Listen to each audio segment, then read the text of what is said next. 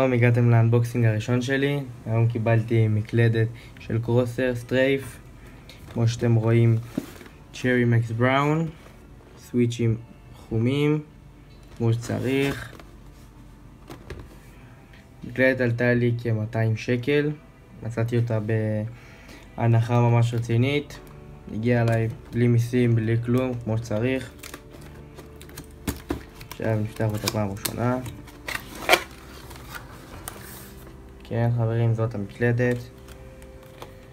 יש לנו פה... יפה. יש לנו כאן את הדבר המוגר. הנה המקלדת. נוציא אותה רגע, נשים אותה בצד, נראה מה עוד אנחנו מקבלים בקבוצה. הרבה רצינית הייתי אומר. הכבלים לא קשורים, USB ו-USB. נניח את זה בצד. מה שיש לנו בקופסה זה שיט של קרוסר על המקלדת, כל מיני שטויות. מקש פלוס משום מה. יש לנו כאן את זה שאפשר להוציא בעזרתו את המקשים ומקשים להחלפה. טוב, אז אני אחבר בינתיים את המקלדת לרשמל ואראה לכם אותה איך היא עובדת אחרי הכל.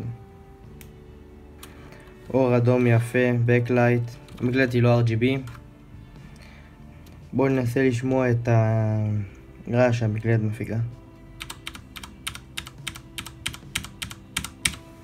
כן, כמו שאתם רואים, כמו שצריך להיות, מקלדת של קרוסר עם כל ה-attachments.